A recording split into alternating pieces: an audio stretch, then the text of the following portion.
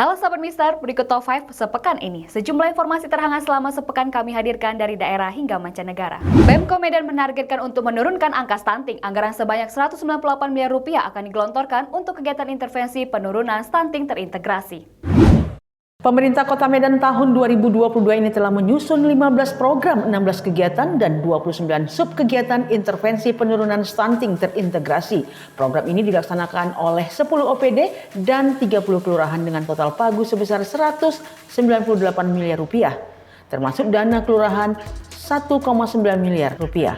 Khusus untuk 550 balita penderita stunting yang saat ini terdapat pada 20 kecamatan telah pula ditetapkan anggaran penanganannya sebesar 14,8 miliar rupiah. Kepala Badan Perencanaan Pembangunan Daerah atau Bapeda Medan, Beni Iskandar mengatakan sebelum menyusun program tersebut, Pemko Medan telah melakukan analisis situasi. Hasilnya menunjukkan per Februari 2022 terdapat 550 balita stunting di 20 kecamatan dan hanya Kecamatan Medan Baru yang bebas stunting.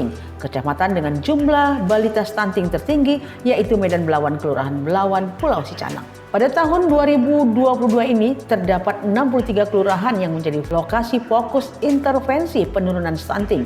Ada 2 intervensi prioritas, yakni intervensi gizi spesifik untuk mengatasi penyebab langsung terjadinya stunting dan intervensi gizi sensitif guna mengatasi penyebab tidak langsung terjadinya stunting. Sedangkan sasaran prioritas adalah ibu hamil, pasangan usia subur atau calon pengantin, balita, dan remaja. Adapun subkegiatan intervensi penurunan stunting terintegrasi antara lain pemberdayaan masyarakat di kelurahan, pengelolaan pelayanan dan kesehatan ibu hamil, pengelolaan pelayanan kesehatan pada usia produktif, pengelolaan pelayanan kesehatan gizi masyarakat, pengelolaan pelayanan kesehatan ibu bersalin, dan lainnya. Dinas Pendidikan Kabupaten Simalungun tengah menjadi perhatian masyarakat, tak hanya soal transparansi penggunaan dana BOS, tetapi juga soal panjar fee proyek. Baru-baru ini unjuk rasa sekelompok mahasiswa dan pelajar menyoroti berbagai persoalan di Dinas Pendidikan Kabupaten Simalungun. Kejaksaan Negeri Simalungun bahkan diminta untuk mengusut sejumlah persoalan. Sejumlah persoalan tersebut menurut para pengunjuk rasa diantaranya tentang 49 SD di Simalungun yang pada tahun 2021 tidak mendapat penyaluran dana bantuan operasional sekolah atau dana BOS tahap ketiga. Selain itu juga adanya dugaan monopoli pengadaan buku dan alat peraga pendidikan lainnya. Mereka meminta agar Kejaksaan Negeri Simalungun tidak berdiam diri atas apa yang baru terjadi dan menciderai dunia pendidikan Simalungun. Dugaan penyelewengan anggaran di Dinas Pendidikan Kabupaten Simalungun ini juga disebut-sebut ada kaitannya dengan fee proyek yang sempat menghebohkan, di mana sejumlah kontraktor atau pihak rekanan penyedia barang dan jasa teknologi informasi dan komunikasi mempertanyakan persoalan tersebut kepada kuasa pengguna anggaran Kadisdik Kabupaten Simalungun. Disebut-sebut para rekanan telah memberikan uang panjar fee proyek sebesar 2,4 miliar rupiah yang sudah disetorkan dari rencana 4,2 miliar rupiah yang disepakati atas nilai proyek 48 miliar rupiah untuk pengadaan barang dan jasa teknologi informasi dan komunikasi secara e-katalog. Selain Dinas Pendidikan Kabupaten Simalungun, kabar tak sedap juga merambah ke Dinas Pendidikan Kota Pematang Siantar. Baru-baru ini sejumlah guru berunjuk rasa terkait terhambatnya dana sertifikasi guru yang sudah berlangsung selama 2 triwulan. Oknum aparatur sipil negara di kantor Camat Sumbul, Kabupaten Dairi, Sumatera Utara diduga melakukan pemerasan terhadap sejumlah warga dengan dalih dituduh pelaku perambahan hutan dan pelaku illegal logging.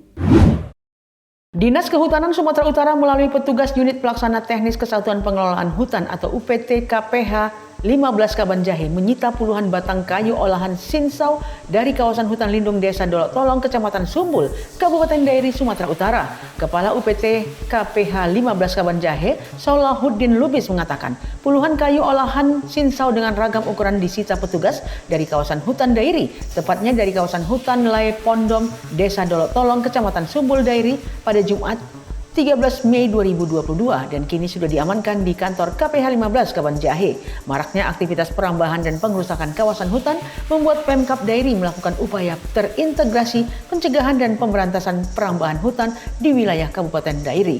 Namun di sisi lain warga Dairi mengaku resah dengan adanya pemerasan dengan tuduhan pelaku perambahan hutan dan pelaku illegal logging. Pemerasan diduga dilakukan oknum aparatur sipil negara inisial SG yang bekerja sebagai staf pada kantor Camat Sumbul, Kabupaten Kabupaten Dairi. Pengakuan warga, oknum ASN tersebut sering mengaku wartawan dan LSM. Mereka juga mengancam akan mengangkut kayu sebagai barang bukti. Warga menolak dibawa karena mereka bukan pelaku illegal lodging, melainkan hanya pekerja. Namun oknum ASN tersebut bersama petugas KPH 15 bernegosiasi dan meminta uang sebesar 15 juta. Sementara Camat Sumbul tetap Lingga dengan tegas mengatakan oknum ASN inisial SG itu tidak pernah ditugaskan dan diperintahkan untuk mendampingi petugas KPH 15 Kabanjahe. Pertamina berencana menerapkan skema transaksi bahan bakar minyak subsidi menggunakan aplikasi My Pertamina. Seiring dengan akan adanya aturan larangan mobil mewah membeli bensin jenis Pertalite, ternyata Pertamina juga berencana menerapkan skema transaksi bahan bakar minyak atau BBM subsidi menggunakan aplikasi My Pertamina. Hal tersebut dilakukan agar penyaluran BBM subsidi baik Pertalite dan solar kepada masyarakat bisa tepat sasaran. Namun implementasinya sendiri masih dalam tahap persiapan sambil menunggu kriteria dari penerima subsidi yang akan diputuskan pemerintah. Corporate Secretary PT Pertamina Patra Niaga Irto Ginting mengatakan bakal ada masa sosialisasi sebelum metode pembelian via My Pertamina diterapkan. Apalagi tak sedikit masyarakat yang belum memiliki smartphone untuk menerapkan aplikasi tersebut. Seperti diketahui, regulasi mobil mewah yang tak lagi diperbolehkan membeli bensin jenis Pertalite masih dalam tahap penyusunan. Hal ini termasuk petunjuk teknis dan juga soal keputusan kriteria atau kategori dari mobil mewah yang dimaksud pemerintah. Brazil terpa bencana banjir dan longsor dahsyat. Peristiwa itu mengakibatkan 106 orang tewas.